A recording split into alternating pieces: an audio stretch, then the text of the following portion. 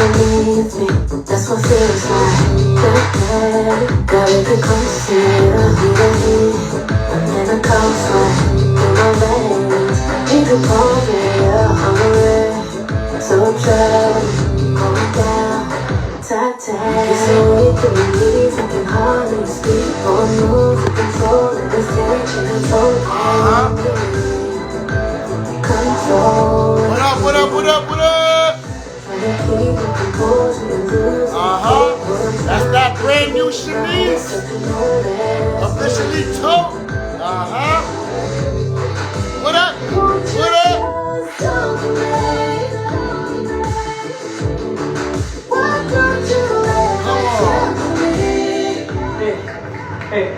Come on, yo, what up?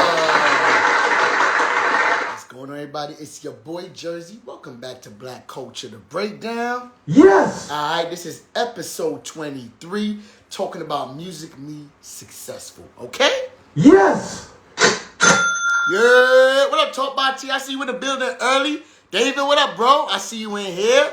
Okay. Miss Betty's in the building. What up? What's up, y'all? We got a lot going on today. It's a lot of dope people on the bill, and we about to get into these conversations. It's about to be all the way lit and turned up. Yes. Okay? And if you're not lit and turned up, you have to go home. Yes. Most of y'all already are home, right? Yes. Cool. No problem. So we're going to have a good time. What up, Talk by T? How we feeling today? Man, Talk by T just released a new visual that was dance-based, and y'all definitely got to watch that. It's all the way lit and turned up. Yes. Yo, it's Chatty Boys in the building. What up, Chatty Boy? What up, bro? Yes. Okay. That's what all right. All right, that's what I'm talking about, Chatty. Oh, officially 2 in the building. What up, Shenice? Yes. All right. Can you invite me? No, not today, sweetheart. It's not that kind of show.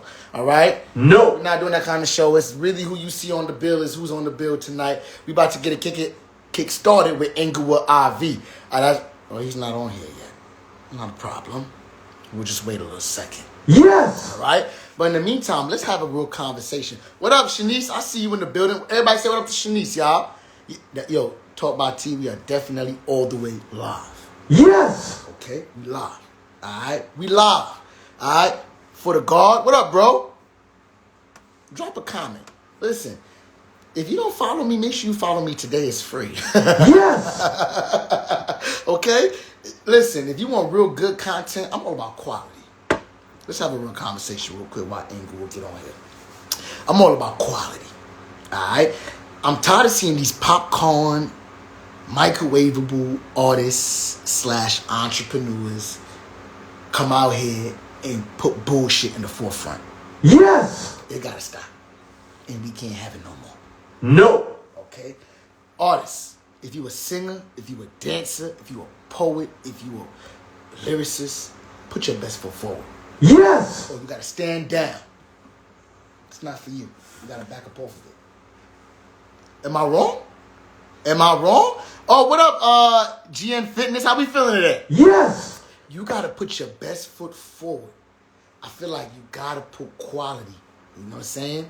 I'm a Guinness World Record holder, all right? Shameless plug. And it took a lot of work to even get that badge. You gotta really work for what it is that you want. You know what I'm trying to say? Ain't no microwavable, ain't no popcorn, ain't no counterfeit, Xeroxing, we plagiarizing, copying. No. It's out. It's all the way out. And if that's what you're doing, we calling you out. Alright? No. We ain't having it. So now, it is free. Absolutely. Alright? Facts, everybody. This is what we talking about. Quality over quantity. Always. No matter. I'd rather you put out one dope track than try to put out 28 whack tracks. Okay? No. Stand down. All right. Inglewood. We on here? Yo. Okay. Not on here yet. I understand as well. Yes. So, let me ask you this question real quick. Can you be born a hustler? Oh, I see Inglewood is on here. All right? Yes. But can you be born a hustler? You know what I'm saying? Is that something that's you could be taught, or you got to be born with that innate ability to be a 100% hustler, go-getter? I got to go get this.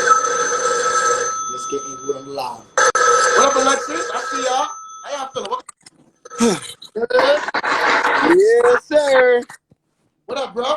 Yes, sir. What's up, man? I'm good, man. Welcome back Yeah. to Breakdown, bro. Huh? Welcome back to the show. Man, thank you for having me back up in this motherfucker, man. What's the dilly? Man, of course, bro. Listen, if y'all don't know, we got Inglewood IV on the live right now. Yes, sir. Fresh. Good. I'm still in my van and everything, boy. That's how you know I get it in. Okay, so tell the people who you are and what you do, my brother. So, I am a rapper, songwriter, working on to soon becoming a producer. Inglewood IV, straight out of Inglewood, California. If you guys haven't tapped in, you guys be sure to tap it in on Netflix. It's a show called Rhythm Flow, hosted by T.I, Cardi B, and Chance the Rapper. It's been out for a while now, but it's still trending on Netflix, so y'all be sure to go and tap in and lock in with that already, you know. Big shout out to Nipsey Hussle, big shout out to Jesse Collins for the opportunity. And yeah, man, we here, we live, man. I'm live with JErzey right now. What's the dilly? What's the dealio? What's the dilly? All right, my brother. Man, talk to the people about how you even got you just listed so many things that you was a part of. It's just a short snippet, but bring it back for them just in case they ain't never knew. How did you get in? How even? Well, you talking about the show, right? No, how did you get into the game before you even got into the show? Bro, honestly, I'm gonna keep it real with you, bro. I was always into music, bro. My mom's, my pops, bro, my uncles, bro. They like just Sundays just cleaning up, bro. Music just. Somebody said corny as shit. What? Who's this guy? Whatever. Nevertheless, it really peaked off for me when I had a neighbor, bro. I had a neighbor by the name of Sugar Booger, dog, and he actually built a studio in his back house, and he's like my next door neighbor, bro. And that was an opportunity for me because he was such a local legend, you know, as far as the music goes, as far as Inglewood goes.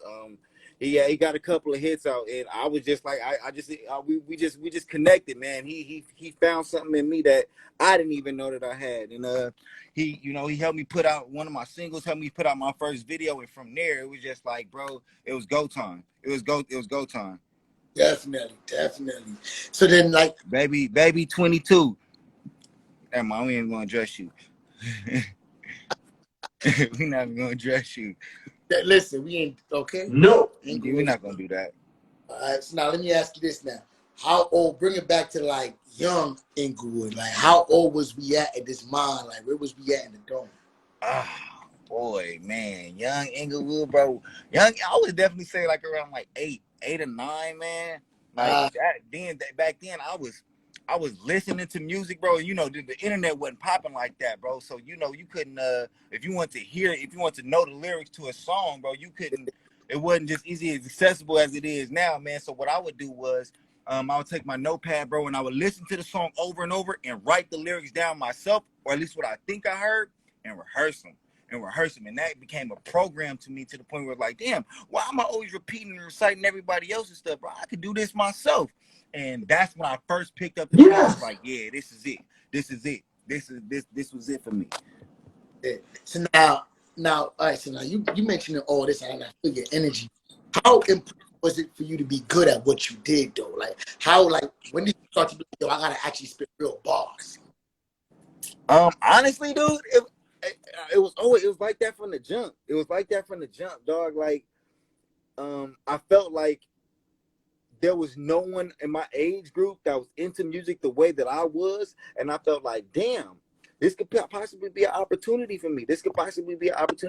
And I remember, I think I was like 13 or something like that, 13, 14. My mom's and my pops on my birthday, they bought me a beat machine, and that was like the best fucking gift ever. Once I got that beat machine, I knew my parents believed in me, and that's when I knew I'm like, I can't let y'all down. I gotta believe in myself just as much as my parents believe in me, because my parents had more belief in me than I did. They had more belief in myself than I did my own self. You feel me? So, once I got that beat machine on that birthday, bro, it was like, okay, you got to go for real now.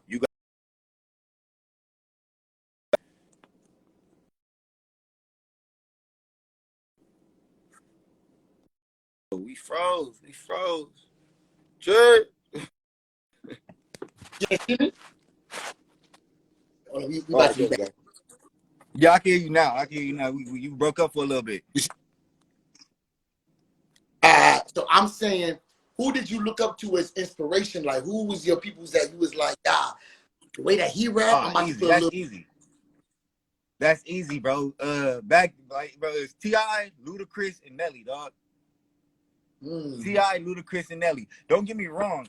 I had a long list of favorites from the Andre 3000s to Tupac's to the Biggies and shit like that. But it was like what struck me was those three artists in particular, bro, especially Ludacris, bro. He just had a sound that couldn't be imitated, bro. He had a sound that couldn't be imitated. He had a characteristic about him when he delivered his music that just could not be imitated, kind of like an E40. It was like if you hear somebody rapping like E40, you know where that came from. And it was the same thing with Ludacris, and he was such an entertainer, man. From his lyrics to the content to the videos, it was like he was dope. He was dope as fuck. T.I just had a swagger about him that I just wanted to be like. I wanted to be like that. And when I got on the show, a lot of people asked me so much, why were you so sensitive? Why were you crying? Like, you don't understand. Like from 9 years old to 30 years old, bro, I looked up to this man, bro. So it's like being in front of you, actually doing what I take passion and I take pride in, bro. That was groundbreaking for me. So yeah, those three right there, and then Nelly, it was just like, I don't know what it was. I think everybody in my household loved him for Nelly. It was like you could not go wrong with Nelly, dog. You couldn't go wrong with Nelly. All them picks is definitely some of my favorites too from my generation. Man, though. We value quality, you know what I'm saying? Absolutely, and that's what they gave, man. That's what they gave, and definitely. And at their time, it was like, even now, like it was hard to find artists that was giving it and doing it like they was doing it. You feel me? Like they was doing it. They was doing it. Did you watch their verses, the Nelly and Ludacris verses? Nelly and Ludacris, of course, my brother. Crazy, right, bro? Like, it's like you like, damn, I didn't even realize y'all had this many hits, bro. They was amazing, dog. They was amazing, bro. To this day, bro, I would still put them in my top 5 favorite rappers of all time. Yeah. And when I feel like those are the ones that people don't really get all the time. Nope. They don't own thing when they own the court. So now let me also ask you serious. T.I was your main show, right? One more time. T.I was a part of the show that you did. What are your thoughts and your opinions of that he's going?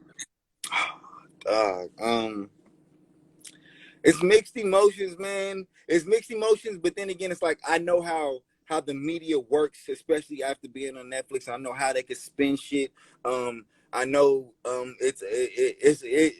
this year, bro, this world now, this generation is about a bag. So it's like, if you can get it any way you can get a bag, people are gonna try to get a bag, and it's fucked up because what I'm noticing now is that people bring up a lot of allegations on certain things that happened years ago, and for some reason now it's like they're able to bring it to light, and when they bring it to light, it's like as if they did it yesterday, or if it's even true at all, you know what I mean? So it's like, Yes. And then again, it's like, man, whatever you do, whatever T.I does in his bedroom, bro, that's what that man does, man. That what he eat don't make me shit, man. Like it don't change the music that he made, the shit that helped me get through him. So I don't pass no judgment on that, man. I love T.I, bro. Big shout out to Tip, man. Shout out Trouble Man, man. If you watching, Tip, man, what's up? But there you go, man. So it seemed like I feel like the world is kind of like turning their back on him a little bit, Right. Because like the walls are closing in, but I feel like let everything play out. You know what I'm saying? Absolutely. So we just wanted to hear from you because you actually know him on a personal level. Oh yeah, T.I is my man. That's my man, dog. That is my man. Dope. So now moving on now to the next thing real quick. So what did Rhythm and Flow actually get you? Since leaving the show, do you feel like doing that show was beneficial for you? In so many ways, yes, and in not so many ways, no. And I say that because it's like, as you can see, bro, I got my Amazon shit right here, bro. It's like it didn't change my life drastically to where it's like I could stop working a regular 9 to 5, you know what I mean, and live off my music. Nevertheless, it put me in a position to be able to make money off my music. It gave me a lot more recognition as far as like my talent and my creativeness. And it opens so many other opportunities that I'm still getting to this day, even like just being here with you. You know what I mean? People still Netflix is one of the top top media platforms right now as far as television.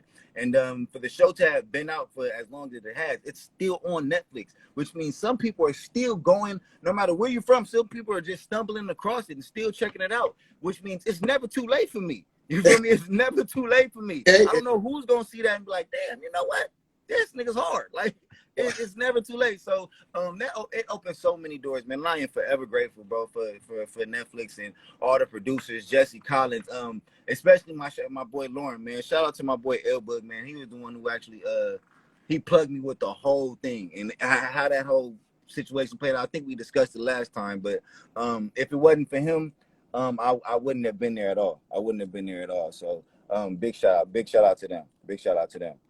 That's dope. That's dope. And you know, I'm sure from your hood too, it's like rare that somebody just get on a TV show. Is that how it is? Like from where you from, right? You know what I'm saying? Like, God. Okay, perception that your hood showed you when you came back. It honestly, dude, it's crazy. It was crazy, dude. Especially because of how social media is. It makes everyone so accessible to you, even if you haven't seen them forever. So it's like the day that it aired. Mind you, like I said, it's still some people are still stumbling across it, so I get it still to this day, but not as much as when it first aired. And when it first aired, dude, I'm telling you, everybody in Inglewood is reposting me, man. Just DMs, and my shit's flooded, bro. At one point, I had like damn near like 1,000 something unread DMs, and I'm just like, damn, bro, like this is crazy. Like this was crazy, and for me, that was like that was an ego stroke. I was like, yeah, you motherfuckers see now. I wanted to be cocky. I wanted to ignore people and shit like that. But moms and pops always told me, man, just stay humble, man. Always stay humble. So, you know, I kept that in the back of my head, and I took it with a grain of salt because this is not the end. It's not the end. It was only the beginning for me, you know? Facts, man. That's crazy because I could definitely see hunger. You know what I'm saying? Even just remember watching the show because it's been a while now. But it's like you still relevant out here, bro. You know what I'm saying? Like, yes, I am. Most definitely, I am. We just don't get shit confused. We were just bobbing out to his track, "Shoot Me." You know what I'm saying? Like it's still even right now, mad relevant. Oh my gosh, bro. So talk to us about. I think I know where you was going with that, man. And dude, it sucks that it's as relevant as it was as the day as I recorded it. You know what I mean? We still dealing with this shit. And I honestly, that record is probably one of my best records because with everything, as much as everything is going on, that kind of makes mean mugging, mean something like it means something. That record kind of, with everything that's going on, that record has now become timeless. You know what I mean? It's become a classic because it's not gonna stop. The shit's not gonna stop. So it's like it's always gonna be able to change someone's perspective when we go through it again, because we're gonna go through it again. We're gonna go through it again, and again, that record's gonna help get somebody over that hump. You know what I mean? Because it's gonna be relatable for somebody. So I'm sincerely proud of that record. That's 100% facts. I'm sincerely proud of that record, man. I got your music list pulled up right here. If you could introduce a track right now that you got on Spotify, which track would you introduce right now? If I could, shit. Honestly, I'm actually about to shoot me a video to one of my favorite records off my Tabula Rasa project, and that would be called All White, featuring my boy McShader. All White. All White. Let me see. Is this one's on Spotify? Yes. All White. Yes, sir. What is it under? All White, Inglewood IV, one word. Okay. Oh, got it right here. Here we go. Sir. Go.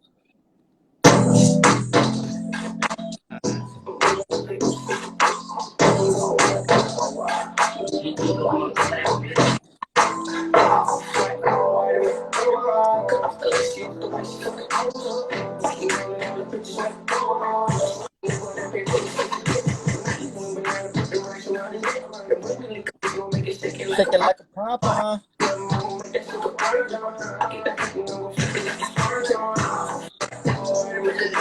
Make it go. Yeah. I just went banana put them racks around my neck. BB dancing on me, about to bust another. I ain't never a banger, but I shut my city. What's up, mommy? My mama in this thing.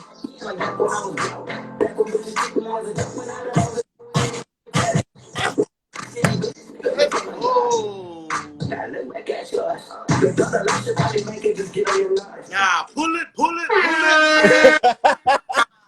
up on that, bro. Yeah. That one go hard, Yeah, man. yes, sir. Yes, sir. Nah, that's that all white. Make sure y'all go stream that right now. Make sure y'all go stream that, man. Taboola Rasa out right now, man, on all platforms, man. Please go tap in with that. Go tap in with that and tell your friends to go tap in with that. You heard me? My brother, man, fire.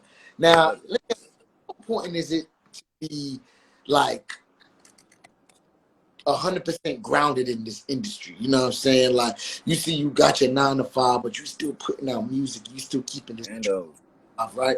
But how important is it for you to just make sure you still get your artistry out, but still remain you? You know what I'm saying? You know what, dude? That's a. I'm really glad you asked me that question, bro, because that's something that I battle with all the time. And at some point, for a minute, bro, I was out the studio. I haven't recorded. I just in the studio yesterday, and that was my first time being back in the studio in almost a year, dog. It's like I feel like I battle with trying to stay relevant with what is out now, but what's out now ain't me. But it's like you have to conform to what's out now to stay relevant, if you know what I mean. I mean, unless you're just gonna, fall in the shadows as some type of like backpack rapper or some shit like that. It's like everybody got their preference, but to really to reach that point, it's like you gotta conform a little bit. You know what I mean? And just sometimes it's just not me. It's just not me. But nevertheless, music is in me, bro. It's in me, not on me. You know what I mean? It's in me, not on me. So I'm gonna continue to do what I do and make music. And then it's like now, especially after the show, I got people counting on me, dude. I got people expecting me to drop shit. I got people expecting me to stay true to me. So as hard as that is, I won't stop, bro. I won't stop. I can't stop. I can't stop. 100%. Yes. 100% facts. Now, with you saying that, you saying just being relevant, like TikTok is one of those major platforms right now. Mm-hmm. Artists are filtering their music and hoping to go viral on TikTok. How much pressure is it for you to feel like you live a TikTok worthy type track?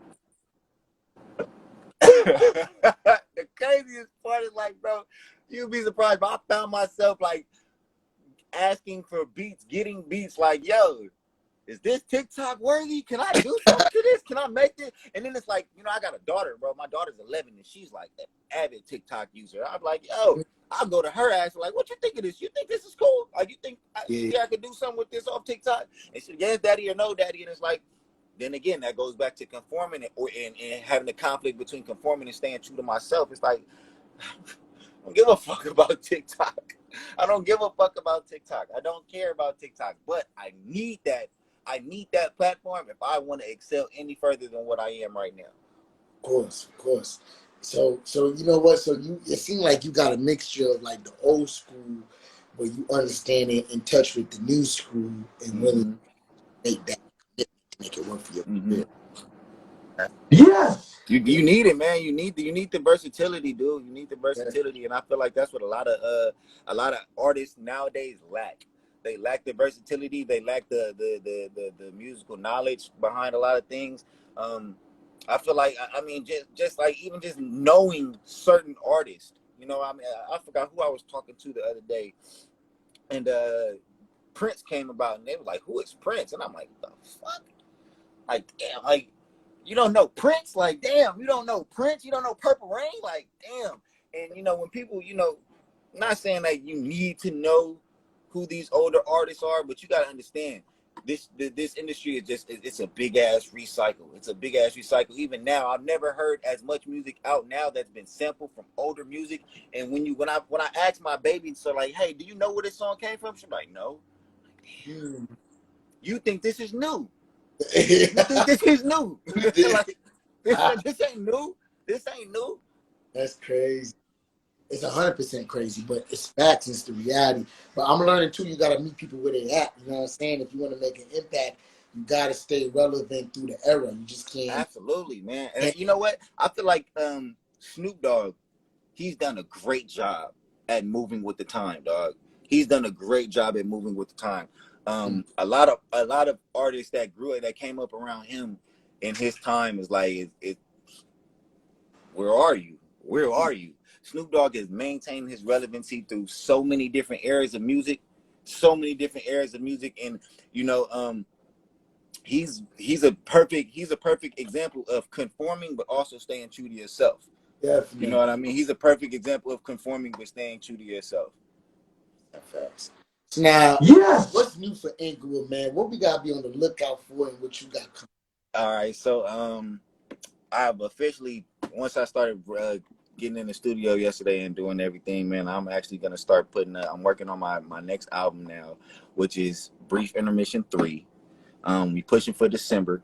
I've got my features lined up right now, which I can't really speak too much on, but when I tell you that shit is going to be fucking crazy, that shit is going to be fucking bananas. So right now I'm really just putting that together. You can definitely expect a few singles from me this year. And honestly, that's about it. And just honestly working on my self-improvement, self-betterment, bro. Self-betterment. I'm trying to stack up these dollars, man. I got to get these coins to fund the shit that I need to do. So, you know, I'm gonna be on this Amazon tip for a minute. Listen, man, you out here hustling, and there's no shame to that, bro. You just making your bread and do what you gotta do to keep it dream. Mando. Respect. Mando. Yes. All right, bro. Bless us with a freestyle, my brother. Before All right. Let's see. Check it out. I say, look, I chose the high road and I drove right up off a cliff and landed in the living room of all my rivals. I be, you could check my vitals. I've been certified since 95 and I could put that on a Bible. Getting sick and tired of niggas capping in line. Actually crying inside because they really know that I go hardest of all of them. Pardon if I hit the artery, Cardi B, and I'm partisan. Part of me is Picasso when I hit the boo, fuck Bishop. Because I be more Malik with the juice. My energy is so vicious and the secrets in the soup. And secretly I do this, DMing old bitches just to tell them that they stupid. You a doofus if you ever thought I wasn't the prize. Now that I'm a different nigga like I wore a disguise. We had Barton's, I had steak. That bitch ordered some fries. She retarded and she irritate me more than some flies. That's why I keep repellent for niggas blocking development that can kill an elephant in enormous supply. Oh, come yeah. on, Yeah. bro. You ain't have to body it like. I mean, come on, yo. Good looking, man. I appreciate it, family. Ain't nothing but love and fire for you in these comments, bro. Mando, you know it's vice versa, dog. You already know you family on this show, man. Mando, bro, you know what's up, JErzey. Good looking on having me, my nigga. I sincerely appreciate it, bro. I had a blast, man. And thank everybody that tapped in, man. I appreciate each and every one of y'all, man. The comments, trust me, I'm watching them as we go along, man. Thank everybody out here that's been tapped in for this interview, man. Big shout out to JErzey, man. You know, it's all up, man. That's how we getting down, man. 2021 is gonna be big, and 2022 is gonna be even bigger for y'all, man. You feel me? I feel that. Come on, talk that money talk, bro. All right, talk that. Yes, hey, look, it's big bags, man. It's big bags. That's everybody. That's all we working for, man. Just work for a bigger bag, man. We working for a bigger bag, happiness, peace, and love, dog. Man, Inglewood, pull up anytime you got something you want to talk about. But you know we family. Till next time. Bro. You know, bro. I'm only a call away, bro. Reach out to me for whatever, whenever. Of course, you already know how. All right, bro. Yes, sir. Hey, man, appreciate you for having me, man. I'm gonna get up out of here, buddy. All right, no worries. Inglewood, yes, sir. All right, Charles. So that was Inglewood IV coming at you from your show Rhythm and Flow on Netflix. Y'all better tap in because he got bars. You heard just now. This is a joke. It's not a joke, huh? No. All right, we're about to get Shenice on the live. It's the daughter of a hummingbird. Indie artist. And an overall fashionista. Yo, she bodied the guy. Yo, Shenice, you bodied the fashion game out here. Let's stop playing. I was trying to get Shenice on the live. Officially two. Let's get on here and we're going to figure out how to say his name. But how we feeling, though? I see y'all in the comments. What up, Talk About T? David? Adam, what up, y'all? I see y'all. Oh.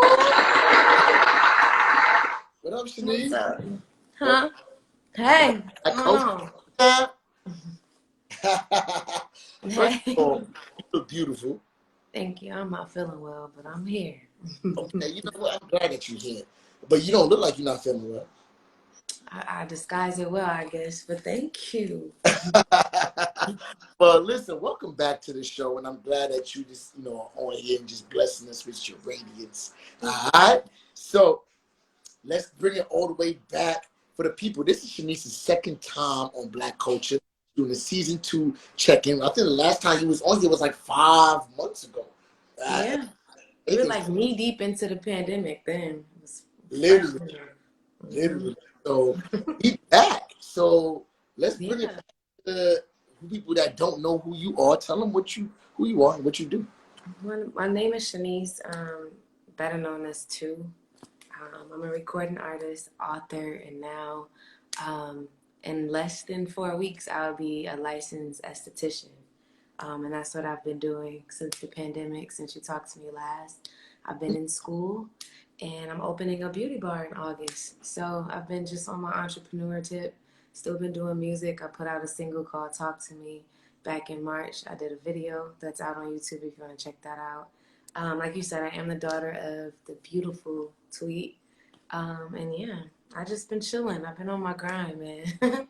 You've been on your crazy. Yes. Sure. Like, literally, we spoke 5 months ago and none of this was going on. I was trying to, you gotta do music again.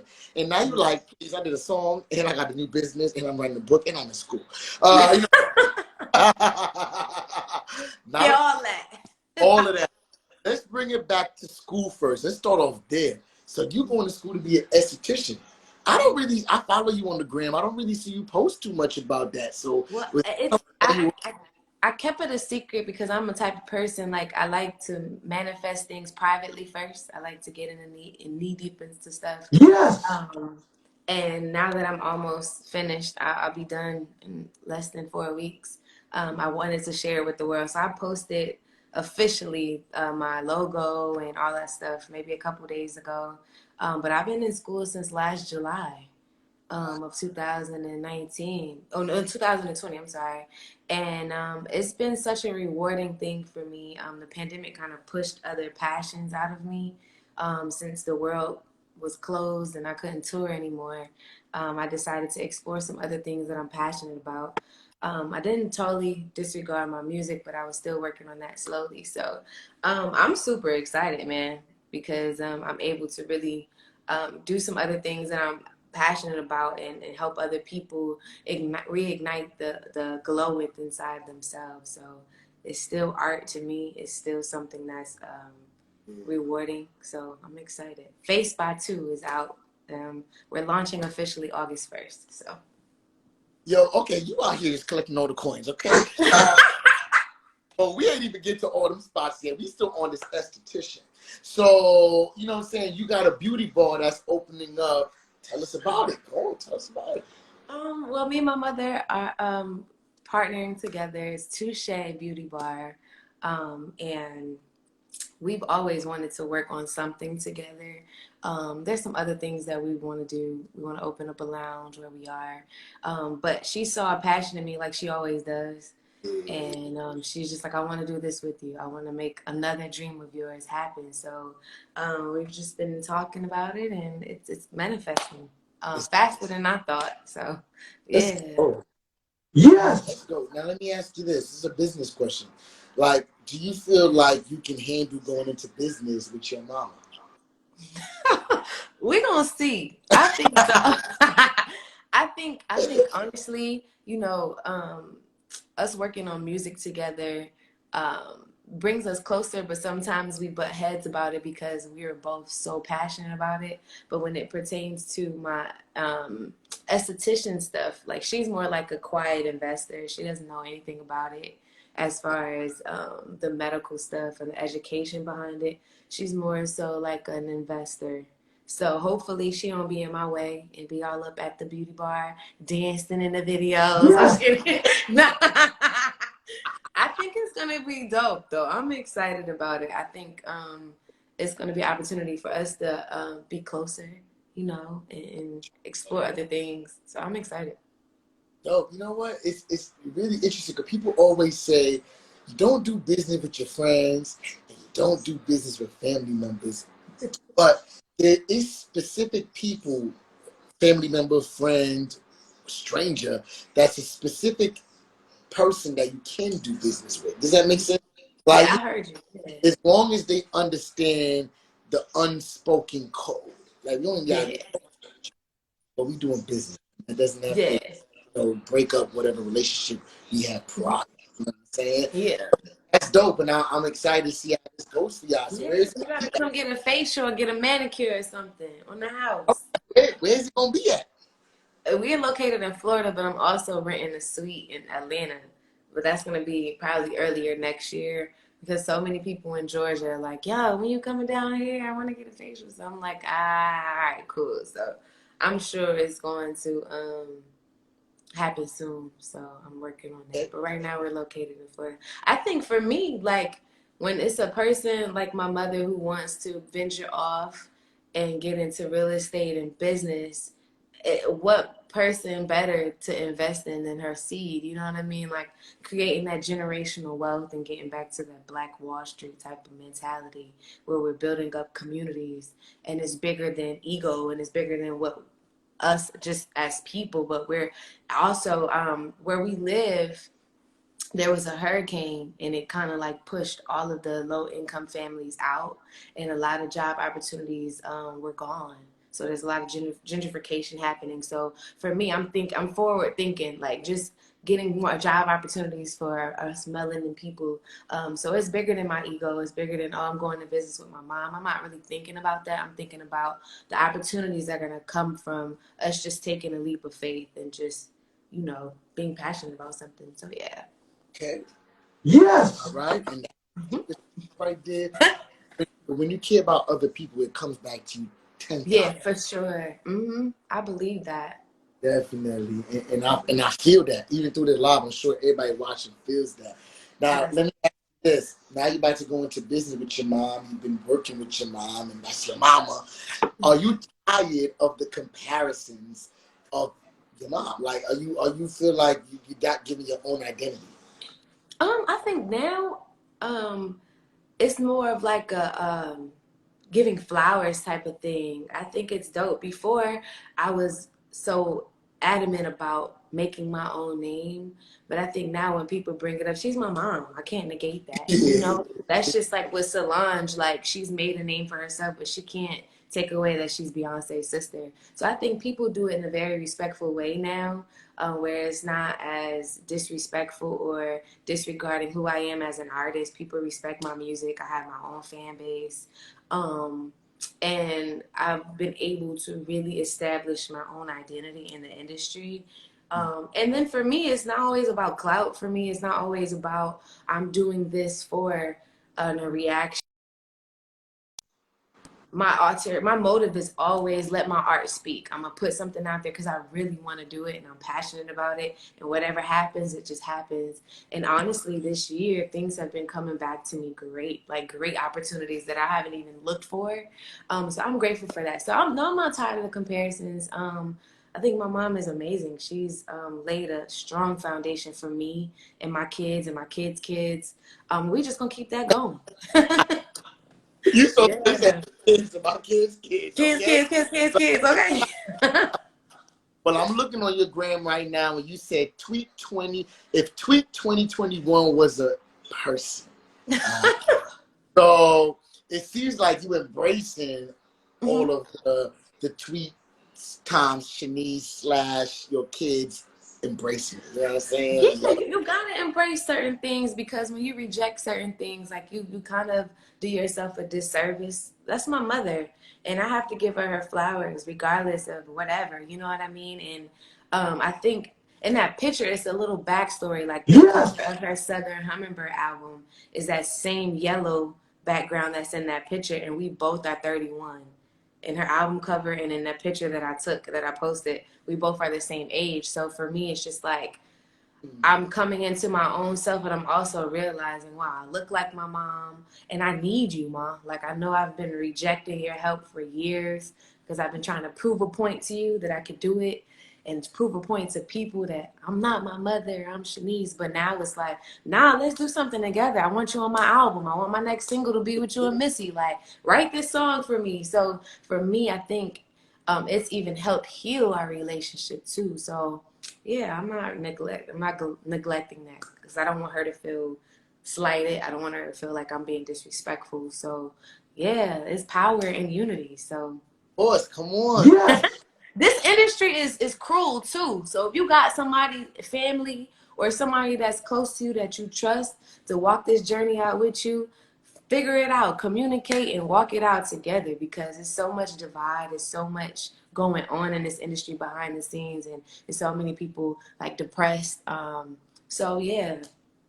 Okay. Well, this Yes. unity is the secret sauce to make it through this industry. You heard? Period.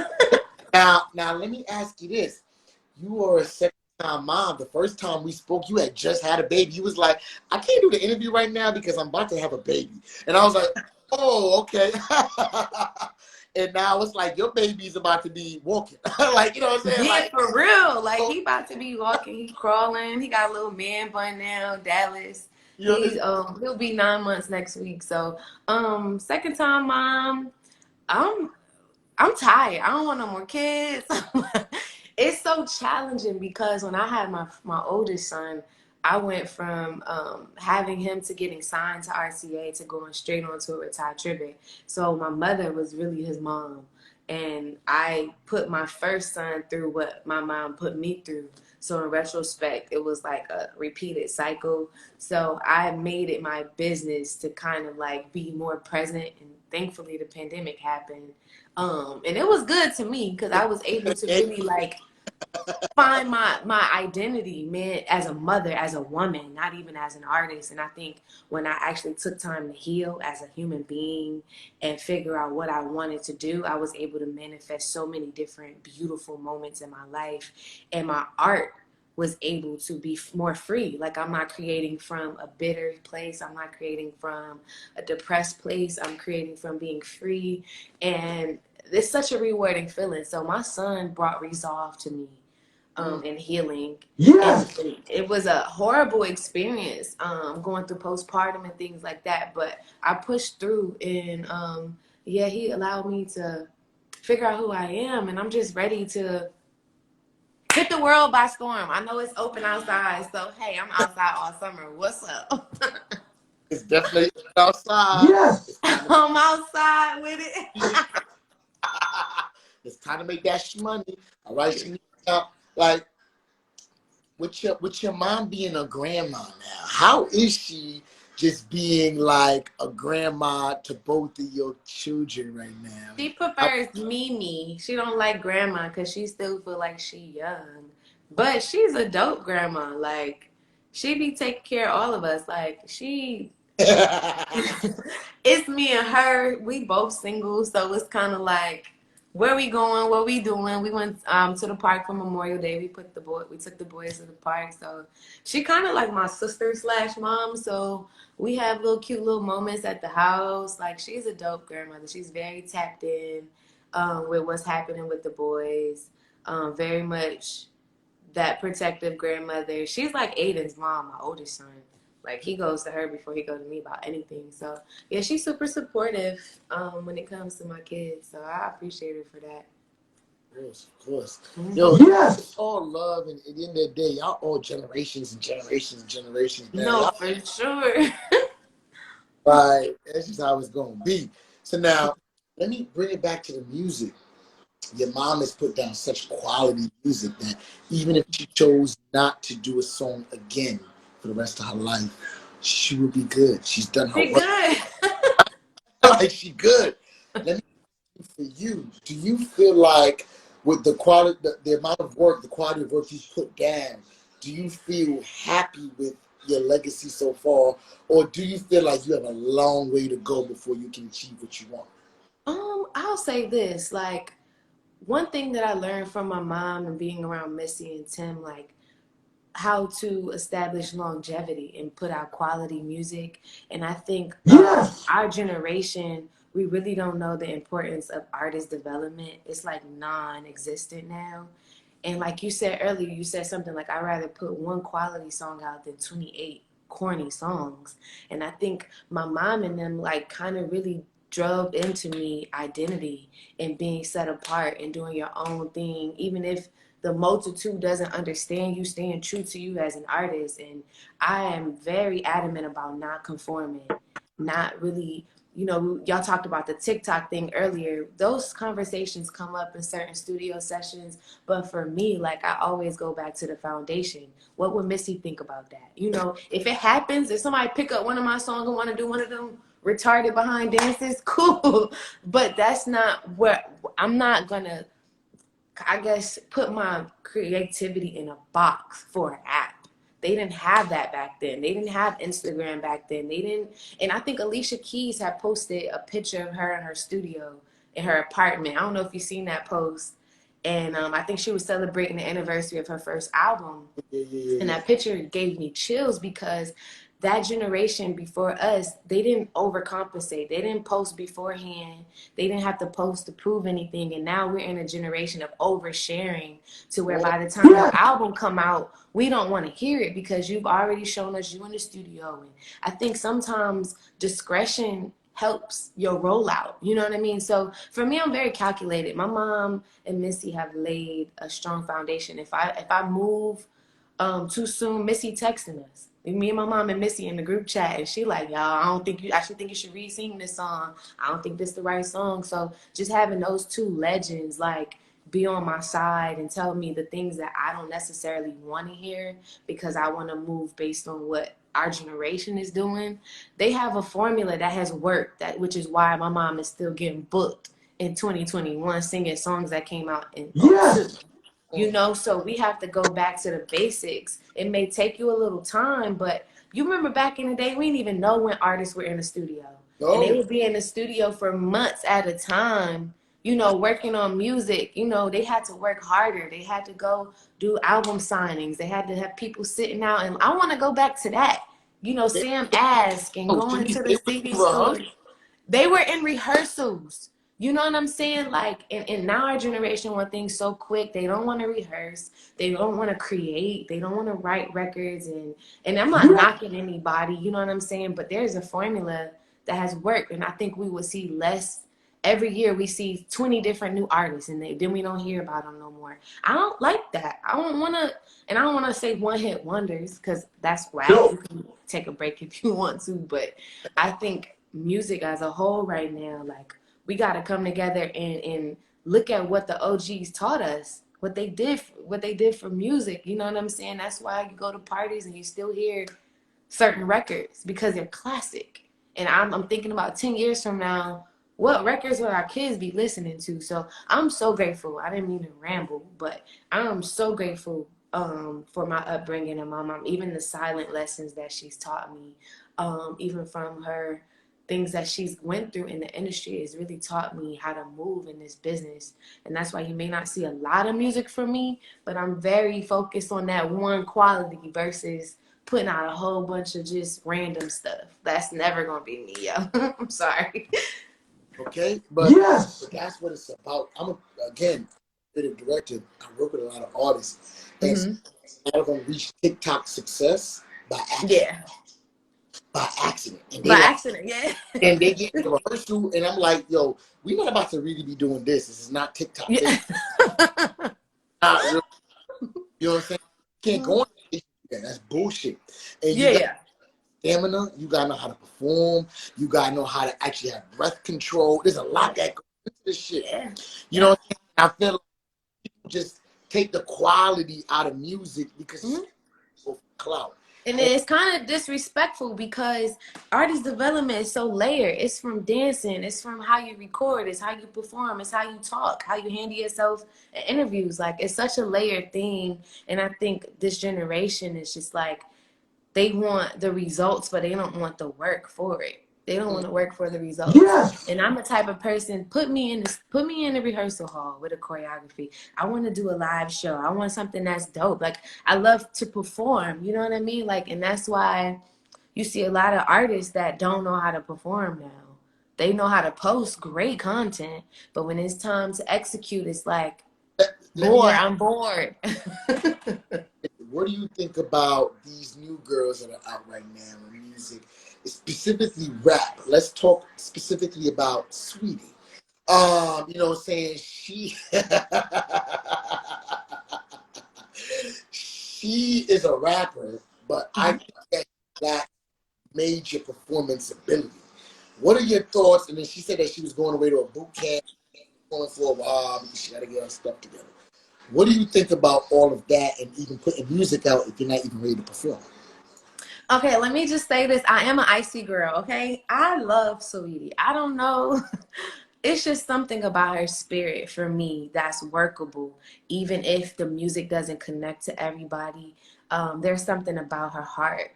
And I feel like she can get with the right person. The fact that she's identified that, okay, I could be stronger in this, that's an artist that I respect and I could work with because she not out here thinking she just arrived. You know what I'm saying? Like, again, accident. Some things people get success that they're not prepared for and they got to catch up.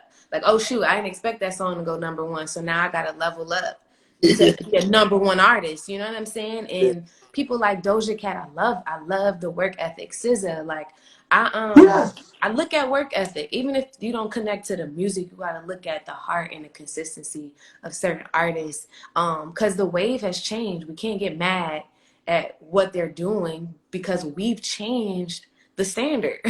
You know what I'm saying? Like certain people I don't think would last in the 90s or early 2000s. It was just a different type of frequency that artists in a different type of demand and level that people had to reach. A lot of these people wouldn't be famous. A lot of them, it's easy to get. First of all, you don't even need a deal to be successful. You don't need certain big wigs. You know what I'm saying? Like you need a good record and good content, and you could do that with your phone.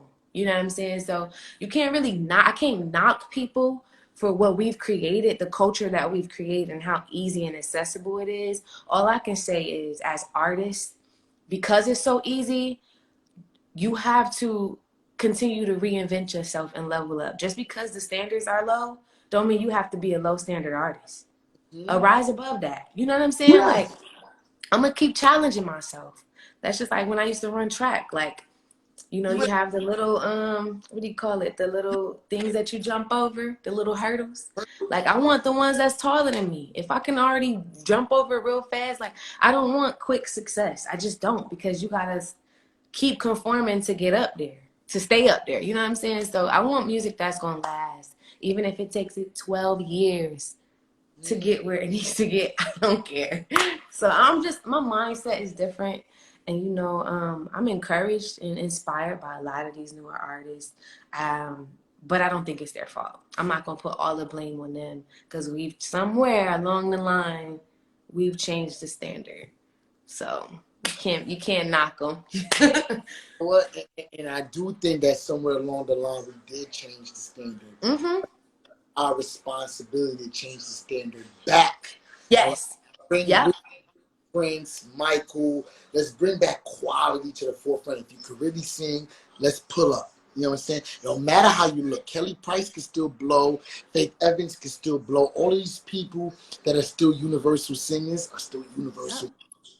Yep. And I feel like you don't have to look a certain way and be looking like how they want you to look, and with the red and pink and orange and green and all that wig.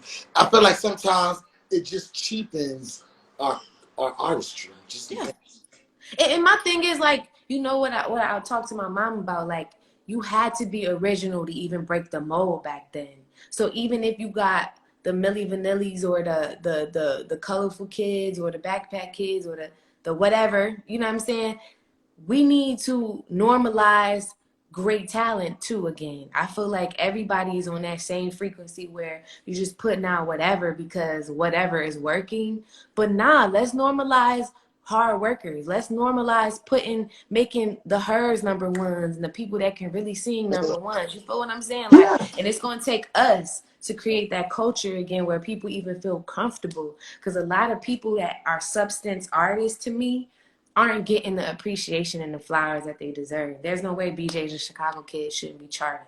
There's no way certain people should not be getting the accolades, and we should be seeing them everywhere. I feel like that's why I'm so happy Jasmine Sullivan's rollout was as Yes. successful as it was. She deserved that. But why did it take so long for us to appreciate such a queen like that? You feel what I'm saying? Like, yeah, it's the responsibility is on us to change the culture and make even my mother, people like my mom, feel comfortable with putting their music out. We still need that music. We still need, the tweets and the Carl Thomases and the D'Angelos. Like, you know what I'm saying? Like, let's normalize making the OGs feel comfortable and feel safe to present their art. Because that's hard, man. I sit with my mom. She got albums worth of music, but she like, well, I need to put this person on the record for it to get, I gotta pull one of the young kids. I gotta conform. Like, nah, put your music out because there's niggas out there that's waiting on that substance. Trust and believe me. You feel me? So it's just a matter of that conversation and continuing that conversation too. So yeah. Well, you know what? Facts. And listen, Shenice is dropping a whole bunch of gems today, and she's doing it. I'm about to let her. I'm not trying to preach. Oh no, listen, you dropping gems though, and I feel like it's needed to be said. And these real conversations don't happen all the time. We praise all of these new artists, and that's cool because it's the new wave. But let's not forget about people that really put quality in the forefront. You know what I'm trying to say? And really thought Performers. performers, visionaries, creatives, you know what I'm saying? They thought about their visuals, they thought about how they wanted their rollout to, they thought about everything. You know what I'm trying to say? Let's not discredit that. But anyways, let's go back to Talk to Me, official music video on YouTube, right? I was trying to find it on Spotify. It's not on here. How come it's not on Spotify? I don't know. I think it's under 2. It should be under TOU. Talk to Me should be on there. I'm an Apple Music girl, so it should be on there. Okay, but you know what? Either way, the video was 100% fire. Okay, You like it? it was like you in here tying up people and wilding out. Talk to us about Talk to Me and get inspiration behind the project. Talk to Me. I linked up with I'm not sure if you're familiar with this Baltimore producer and artist. He goes by the name of King Midas. Y'all have to check his music out. He is super dope, super original.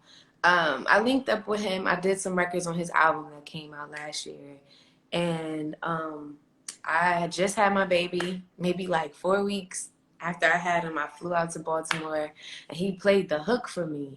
And as soon as he played the hook, he didn't even get to the second round of it. I was like, I need it.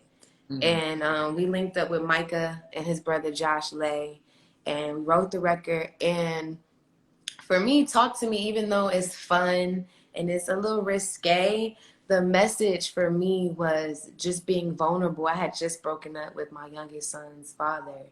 And it was a place of just like, I guess when you get in a relationship and you break up, you feel like, what did I do wrong and why didn't it work? As women, we internalize a lot of things, but instead of letting the breakup control me, I took my power back.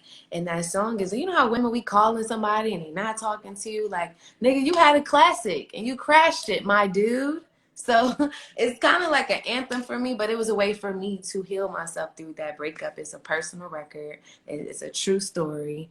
And the album is going to be very, very vulnerable. I'll give you let's say I'll give you an exclusive. Okay. I have a record coming out called Don't Care, and it's very emotional. It kind of tells the whole story of the breakup. We're about to shoot the video, and I'm excited about it. It's an R&B record. It's a slow record. I've been dealing with a little bit of backlash from the producers and some people like, you shouldn't put out an R&B slow record in the middle of the summer. I'm like, I don't care. I want this song to come out. So if it comes out, when it comes out, I need y'all to support it. It's a very emotional record that I'm super excited about. But this album is very, very vulnerable. I'm going to be very transparent. And I'm excited. I'm doing a record with my mom and Missy. So. Oh shit! You better stop playing. So okay, hold on. Vulnerable record, song with Missy and Mom. But before you do that, I want you to introduce "Talk to Me" right now. Okay, this is my first single for my album. It's called "Talk to Me," produced by King Midas and King Stitch. Okay.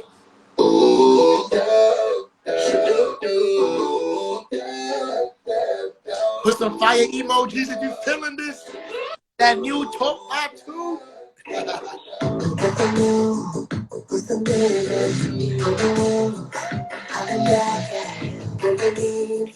That's what feels like. Boy, the coffee, the coffee, my veins. Keep it talking, I'm away. So try, oh my God. You can see me, can believe, I can hardly speak. Won't move, control, and just control.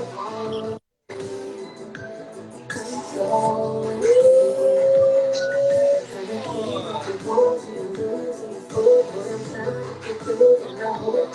Let's go, yo. Yeah. And if you could see the, hold on one second. Hold it. Yo, let me tell you something. If they can see the video right now with you tying this homie up, stepping on him, looking at him like, yo. Shout out to my homie Orton OC. He was such a trooper doing that video. I had so many outlandish ideas and to kind of compile them into one visual. I honestly, Pleasure Principle, I took elements from that video. I wanted to pay homage to the women who created the sound that I'm going for, that 80 cent sound. We sample a little bit of Prince at the end of that record, if you guys get it. But the video, the first part is me paying homage to Janet Jackson. The second part is Beyonce. I'm paying homage to her. So I'm on the phone, I'm crying. It's still this beautiful moment. And it's just, for me, it's just symbolic of being vulnerable, but still being a beautiful person and still taking your power back and being a strong woman, even though you're having a moment, you know? So I love the video. I can check it out. It's on my page. It's on YouTube. So yeah.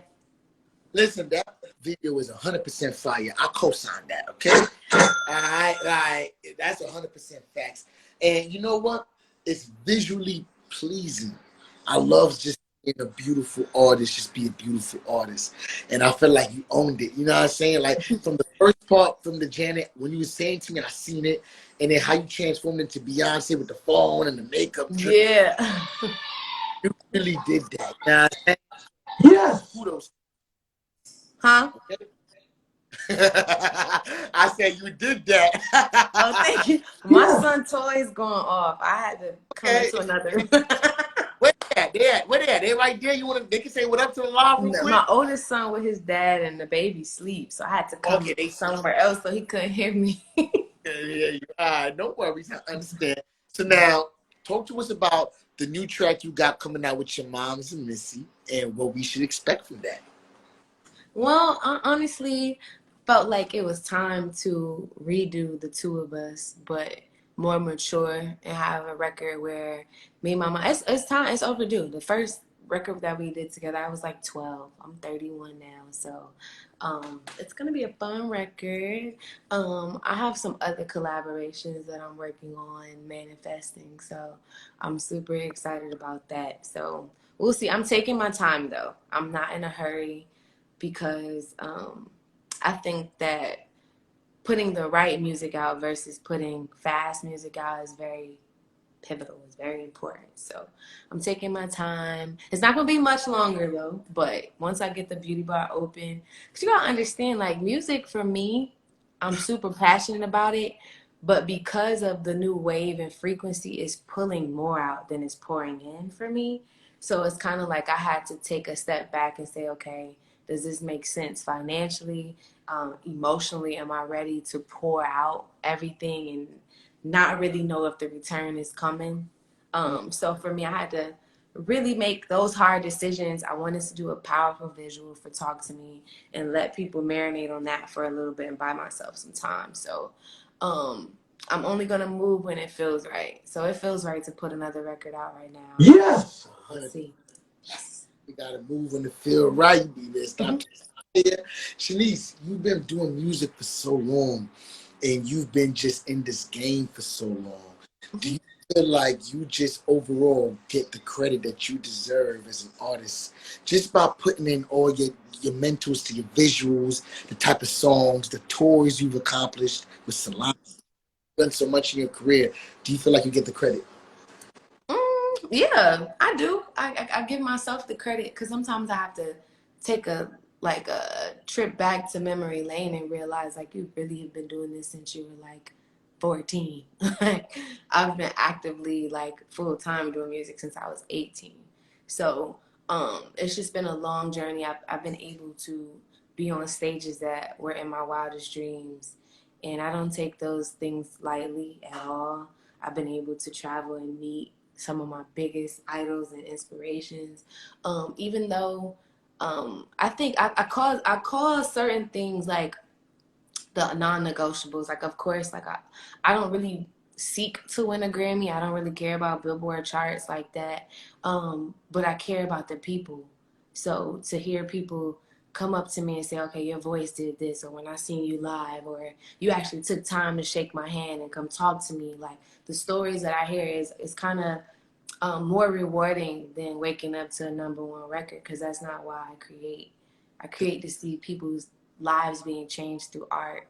And if anything that I release is Yes. helping people change a narrative in their life, or I've been through so much. So a lot of the times my heart is catered to creatives. So hearing a creative say, hey, I saw you live, or I met you, and hearing your story stopped me from committing suicide too. Like, what?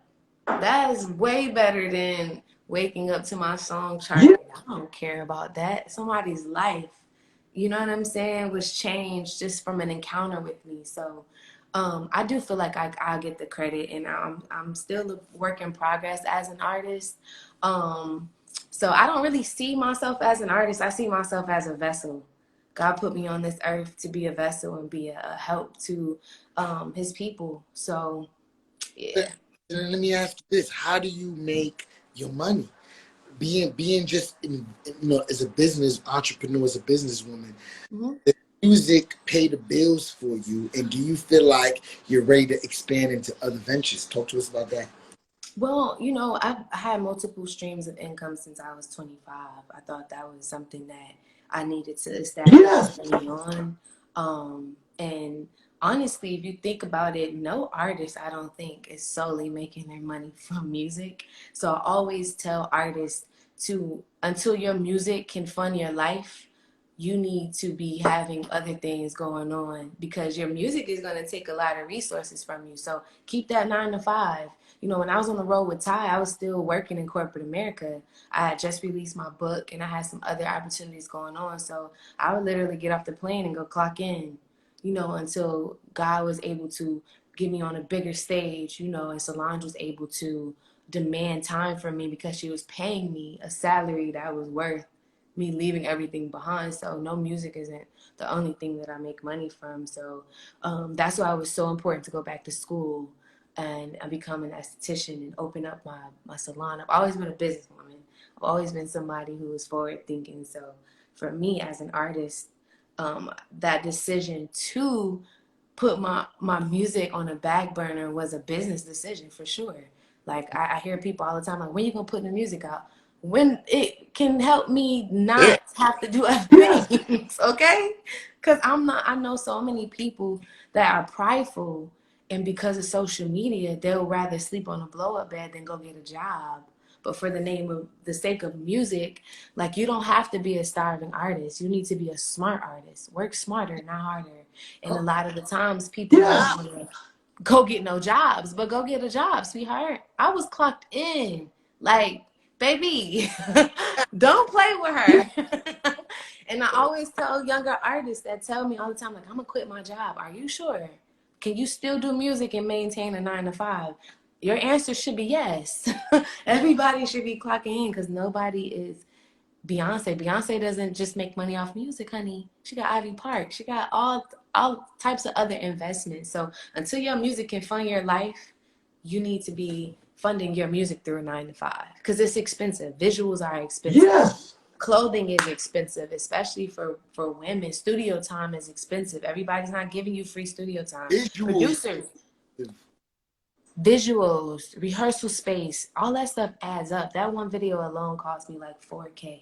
Mm. And that was a buddy system. Like, okay, you do this for me, I'll do this for you. But normally, if you want a decent video of substance, especially for a solo female independent artist, my creative director was like, you need to set aside at least $7,500. I'm like, what?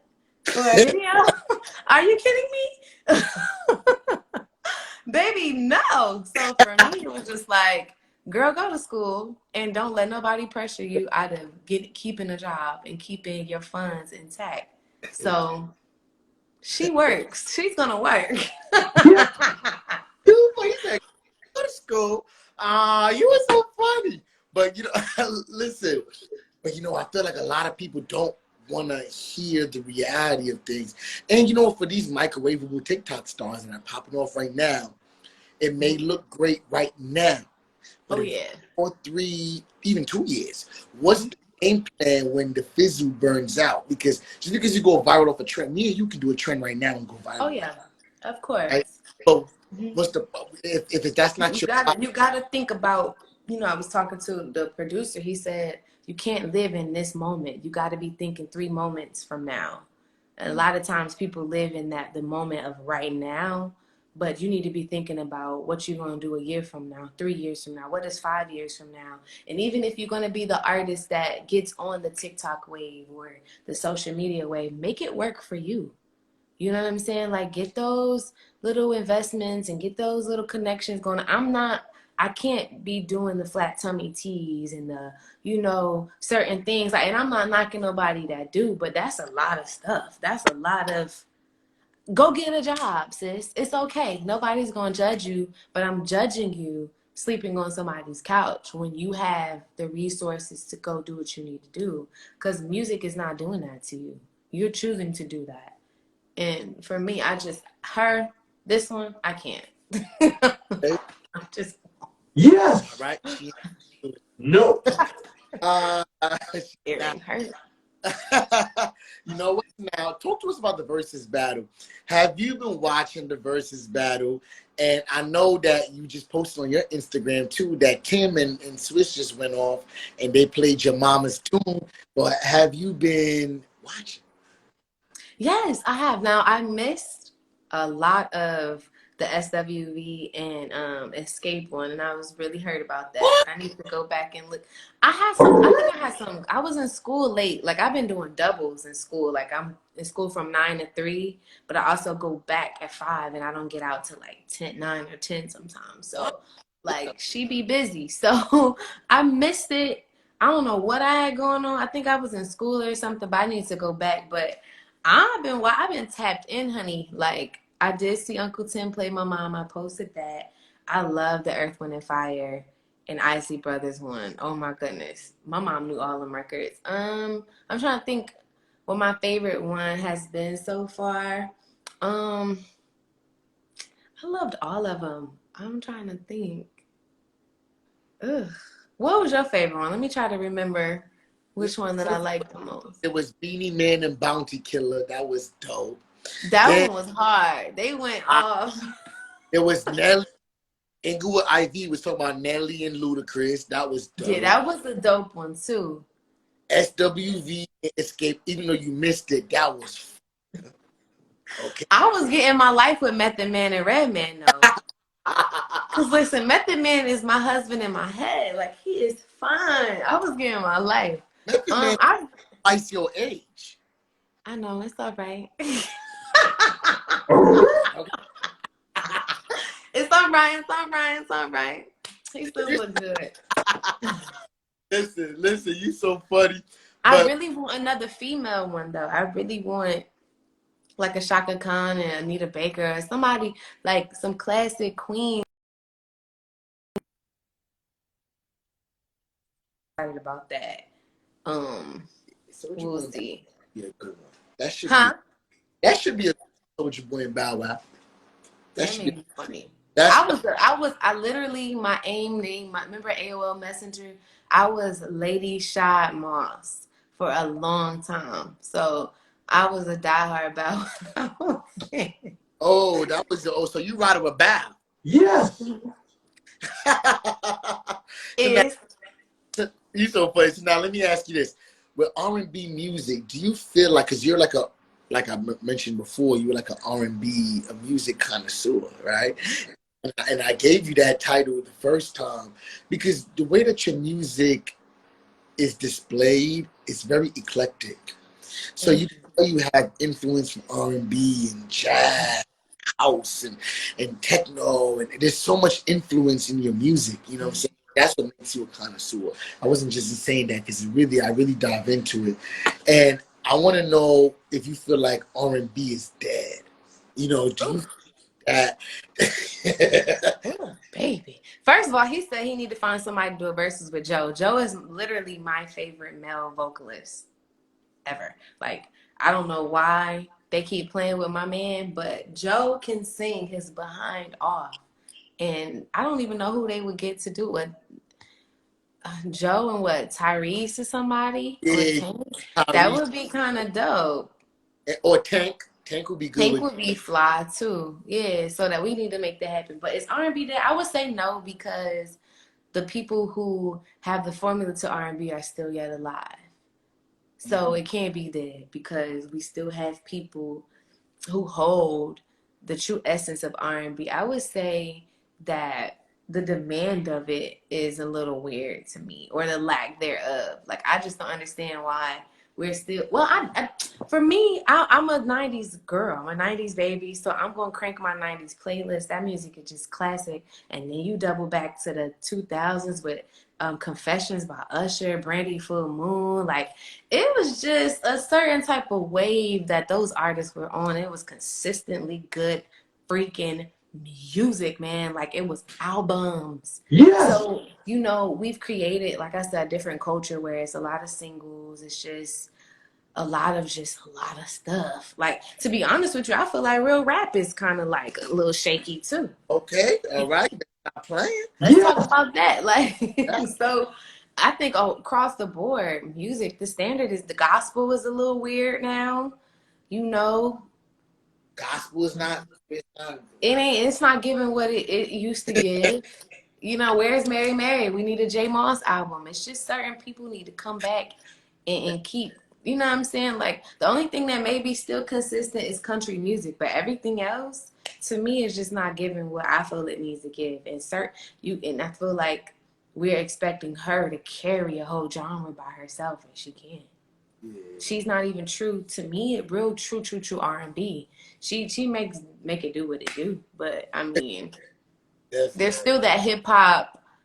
I want to bring back the world where bridges are a thing. Let's make bridges a thing where that transition back from the second verse, second hook to a bridge, and as the musical changes. And oh my God, like Yo, I miss it. do you understand that we had Ashanti, Ciara, Beyonce, Alicia, all in the same era?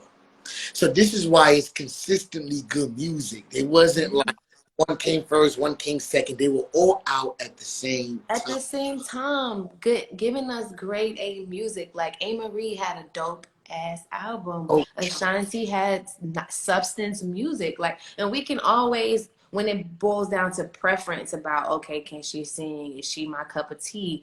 But she put out good music. I wouldn't give a damn if the girl can. Yes. Keisha Cole albums, quality music. yo, that Carrie Hilson. versus Ashanti. That was a verse. Man, I was just like, wait a minute, what is going on? Like, Definitely. Keisha Cole's albums were just from song one all the way through. Like, Joe versus Carl Thomas would be absolutely amazing. Absolutely amazing. I miss Carl Thomas. Like, come on, man. Like, Summer Rain and Emotional, like those records, when something told a story. And my mom was saying, like, some of these artists ain't been through nothing. That's why they ain't talking about nothing. They not singing about nothing because they haven't went through anything. Even rappers, storytelling. Like, we had 50 Cent. They was telling stories. Like, I miss it. I miss it. I miss it. I'm sorry. I just miss it. I get passionate and I will ramble for hours because I miss it. I miss music. And so do I. But now, when it comes to your music, how important is it for you to get support from friends, family, and whoever your significant other is at the time? Or can you do it all by yourself? I've been doing it by myself, baby. Okay. Yes. I mean, it's important, especially now, being a mother. I definitely want to settle down and get married. So who wouldn't want a man that's on the side of the stage, pumping to the tunes at the function? But for me, like, I don't put that pressure on my friends. But the support has been unwavered with my close friends and my mom. I need all the good energy, all the good vibrations, and I welcome that. And if people can't support me, I feel like support and love is loud. You know what I'm saying? Like I don't really respond. Do you feel Huh? like, let me ask you this, do you feel like you want our friends and family to support you because it's you? Or do you feel like they have to, because think about what do you support? You support things that you genuinely want to see. Like, Do, yeah, for sure. right? Your friends and family, should they be obligated? Because even I'm learning this about me. Like, should they be obligated to like share, like, comment, shoot from the rooftop all of your stuff that you're doing? Or is it like, yo, if you fuck with me, you fuck with me? I think like I said, support is loud. So when I feel like you took the energy to screenshot or copy a link to my post and send it to my text messages or my DMs instead of just commenting or reposting it, that's when I be looking at people like, who are you afraid to show that you really support me, or you really don't fuck with me like that? You feel what I'm saying? But I don't put that pressure on my village. But my village already know what's up. When I post something, they don't have to repost everything, because like I said, I don't create for a response. But it feels good to have solid ones that's going to support no matter what, whether they like the song or they understand it, whether they get what I'm doing, they going to support it regardless. And I just feel like that just comes with. And then my friends are cool enough to be like, I don't like that. I don't think that's the one. So the reason why I even put out Talk to Me was a record that was sitting for months and months and months. And I randomly sent it to my sister, and I sent it to my mom too, like, yo, this is what I'm sitting on, like, this is what I was working on.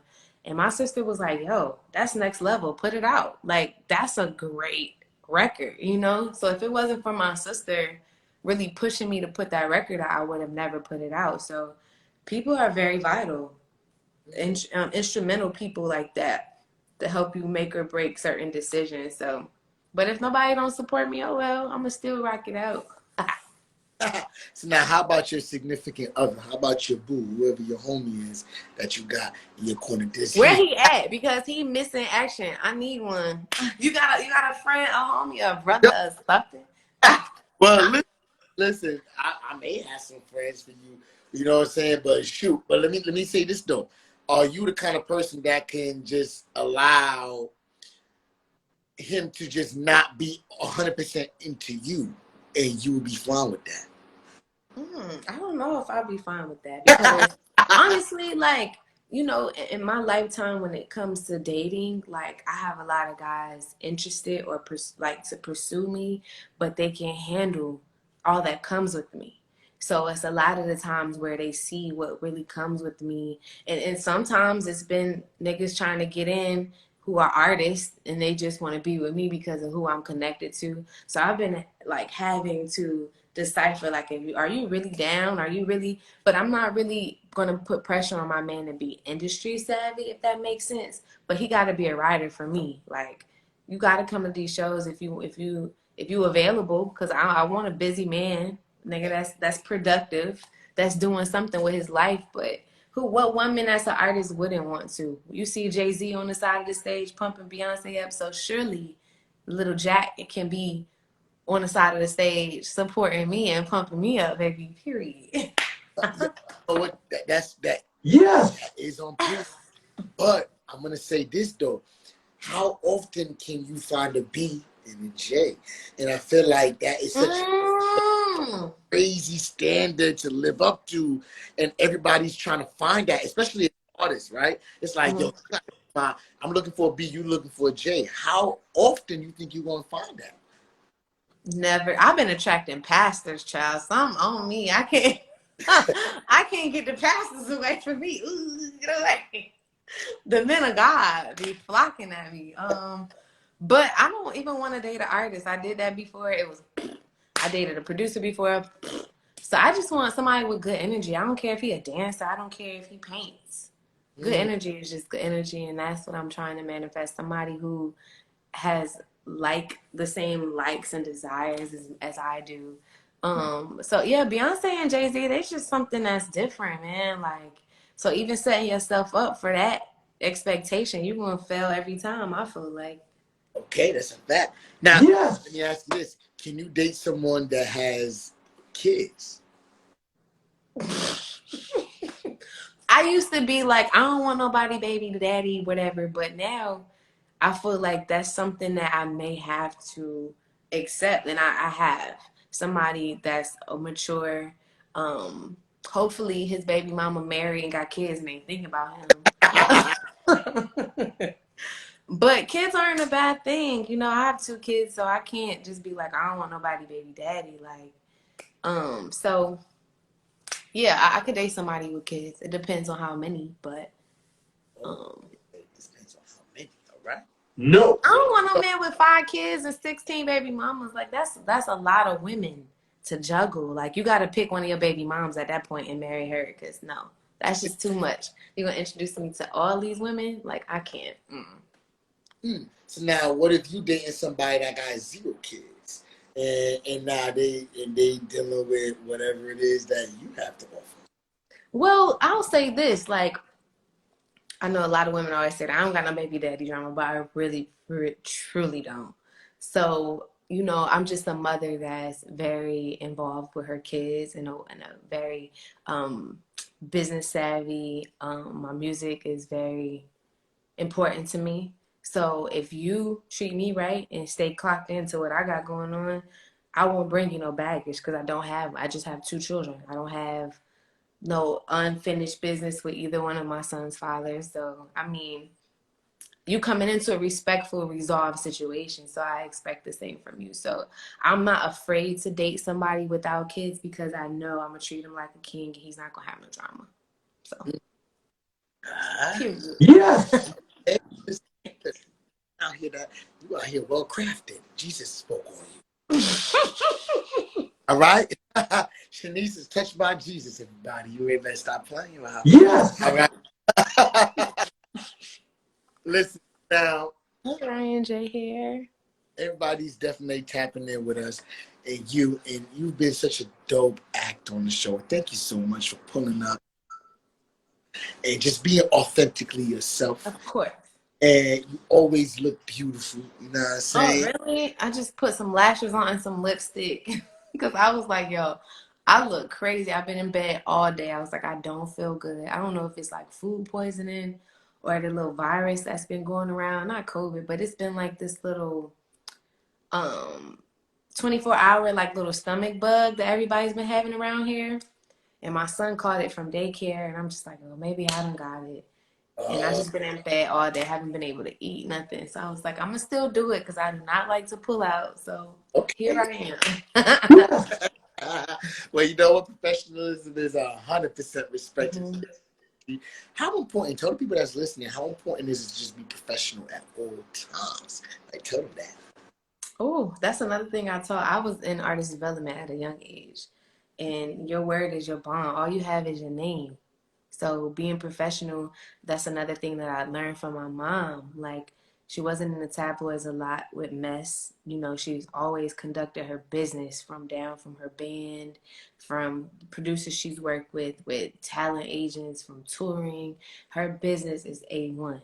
And I think your business and your name can carry you to the next season in your life. And how you handle your now is how you walk into your next season. So if you're not a good, if you don't have good character, if you don't stay true to commitments, and see things through, then you're not going to be able to really see longevity in this business because everything is about who you know. It's smaller than you think. This person may be connected to that person, and that person know that person, and word travels quick. And you'll look up and you blackballed or you're not getting opportunities because you handled one opportunity wrong. So, yeah, professionalism is very important. Okay. Yes. It's very important. Yeah, that thing is so funny. Yeah. And it's almost like you already know when it's coming too. Like, Yeah, here we go. I can think. I can think. Come to Dallas and do a show. We need it. I love Dallas. I want to come. Come to New York and do a show. We need it over here. Come on. I'm trying. They've been trying to get me to go to SOBs for the long, like a couple years, Oh, like 2 years ago. I Is it still open? don't know what's going on in these streets, but you know what? We can find out. We can find out what's going on. Okay. And then, I don't care if it's a block party or what. I want to pull up wherever y'all at. I'm coming. well, first of all, I have a studio. I don't know if you know. No, I didn't know. In Brooklyn, okay, called Low. Okay. You could pull up. But you see me dancing. And will. Mhm. I'm ready. Pull Let up. me know. I know we're gonna be in New York. My mom has a show. You know, we're originally from New York. I was born in Rochester, and we're coming. Oh, somebody was calling me. We're coming back there. My mom has a show in August, so maybe we could do something then. Definitely. Yeah, that'd be a dope vibe. We're gonna pull our resources and we're gonna get you some dope visuals. Period. Period. All right. But dope. Thank you so much for coming on here. Thank Let you. us know what you got coming up, what we got to be on the lookout for, and where we can find you at. Yes, officially too. Please go run them views up on YouTube. But I do have the full video to talk to me on my page. Be on the lookout for a new single. It's called Don't Care. New visual. I also have my beauty bar. I'm launching my aesthetic business on August 1st. So if you're in the Florida or Georgia area, you need a facial, you need a manicure, you need a wax, whatever, come see me. And be on the lookout for that. Yeah, more music, more good energy, and more love, man. JErzey, thank you so much, man. It's always a pleasure to see you and link up with you. Always a pleasure. And stop being a stranger, all right, Toby? I got you. I'm here. All right, bye. Peace, everybody. So that was Shenice, y'all. Make sure y'all are really tapped into people that, like I said, are dope at what they do. Yes. And bring you quality, because that's what they are here to do. Serve you. Yes. Now hit that follow button. It's free. Yes. And I'm out of here. See y'all next week. Black Culture Breakdown. Only 2 more episodes left after this. So there's 1 more and then 1 more again after that. And then we done for the season. God damn, so crazy. So sad. Yes. I need a break. Hit that follow button. I'm going to see y'all later. Deuces.